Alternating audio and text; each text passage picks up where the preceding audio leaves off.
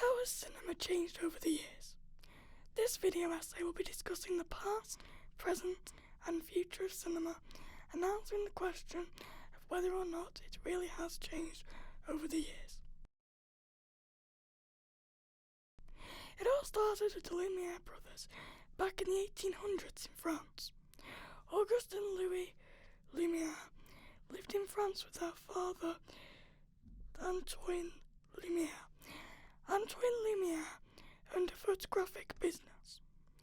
One day, Louis, who was 17 at the time, created a highly photographic plate, which is a flat sheet of metal or glass which can be used to record a photographic image.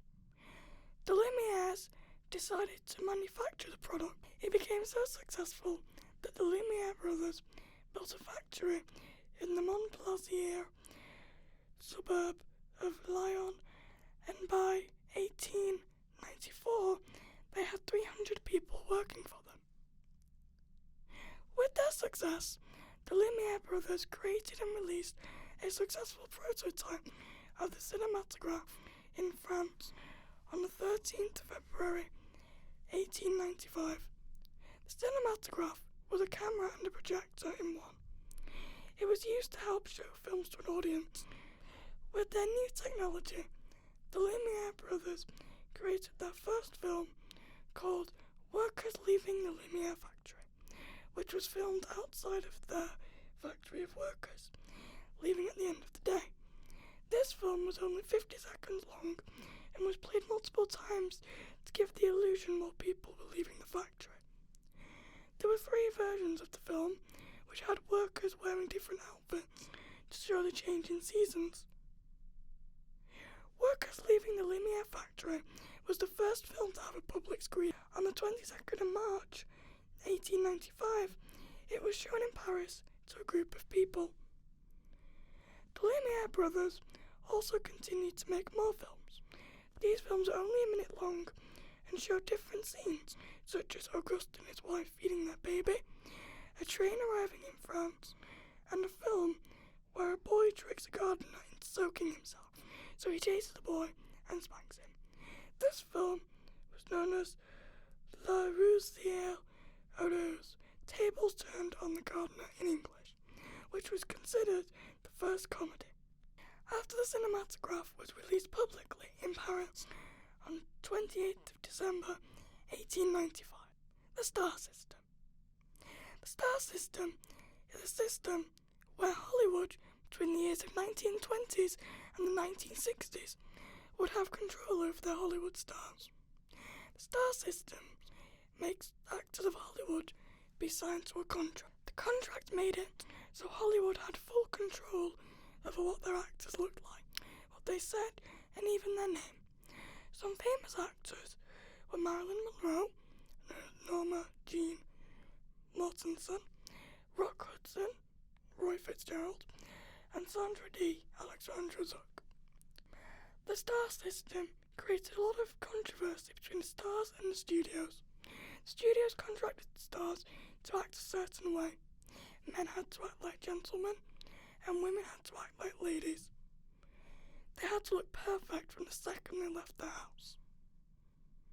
There were also many consequences when breaking the contract.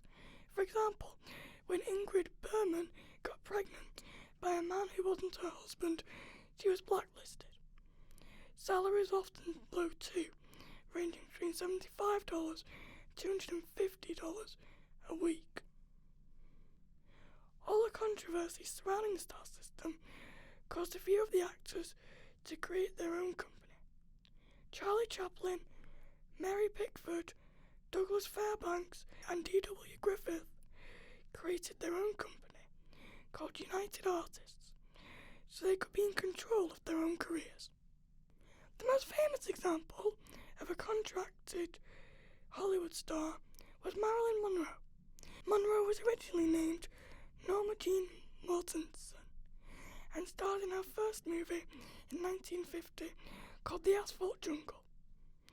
She started out in Hollywood with a 6-month contract with 20th Century Fox.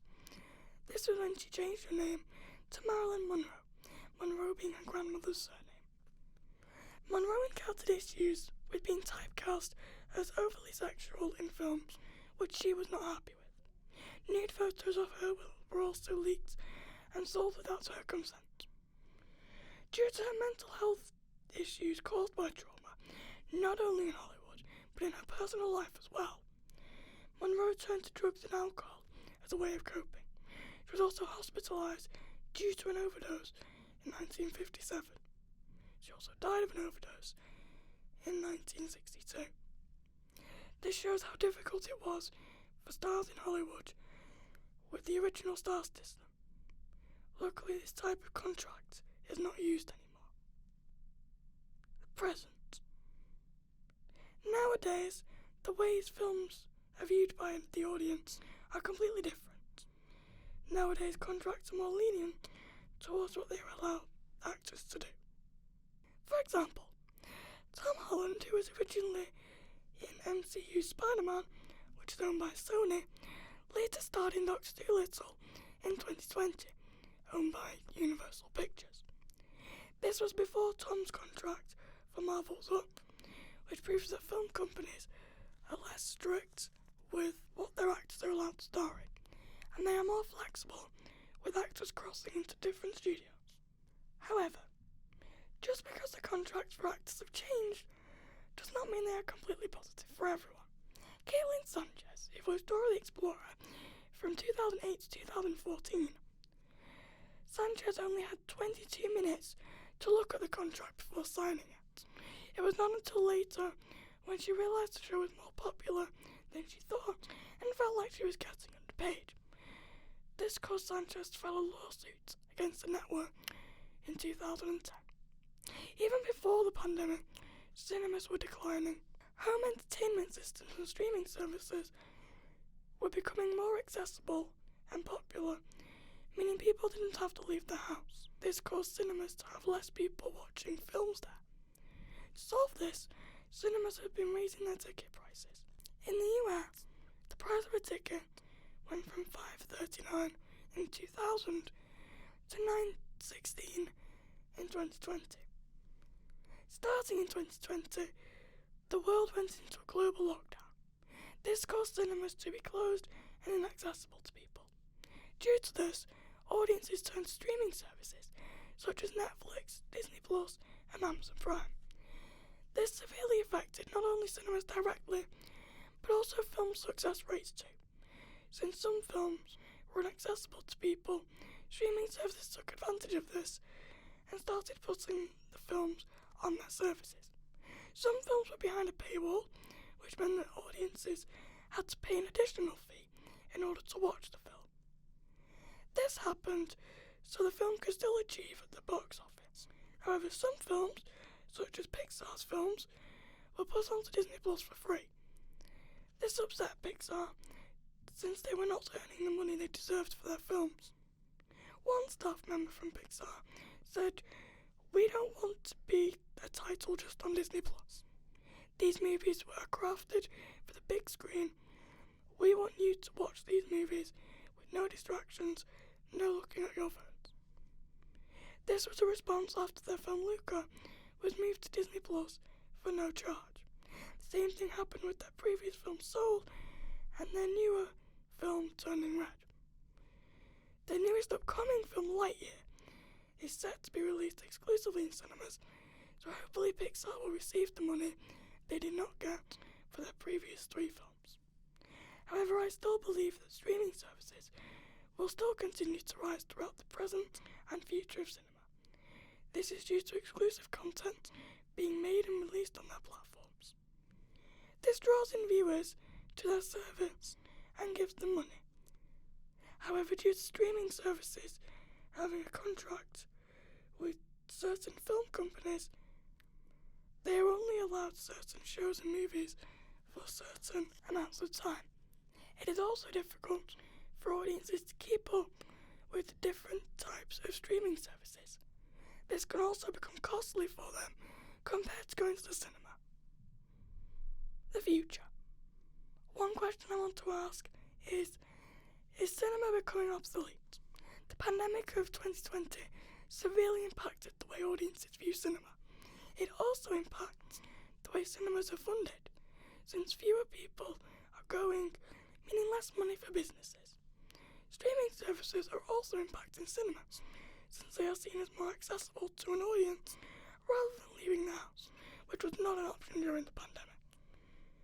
Although the world is now going back to a sense of normality post-COVID, the way it has temporarily impacted the world may be viewed as more permanent in the future. The rise streaming services had during the pandemic showed audiences a more accessible way to watch films. Even though cinemas are slowly becoming more popular again, there is always the possibility of streaming services becoming a permanent replacement for cinemas. Streaming services have also changed the way companies view box office success. It is possible that box office successes could become irrelevant in the near future, instead opting to rank a movie's success based on watch time. During the calmer section of the pandemic, when films were being released in both cinemas and on streaming services, the films released on streaming services were often behind a paywall. This is evident in 2021's Black Widow, which was put behind a paywall in order for Disney Plus subscribers to watch it. This meant the film could still perform at the box office and their success was not affected by the pandemic. Overall, cinemas will not become obsolete in the near future. However, if they want to stay in business, they need to evolve. The way cinemas can evolve are making sure seats are comfortable for audience members, having better food and possibly a private room. Blockbusters can also be shown to grab the audience's attention.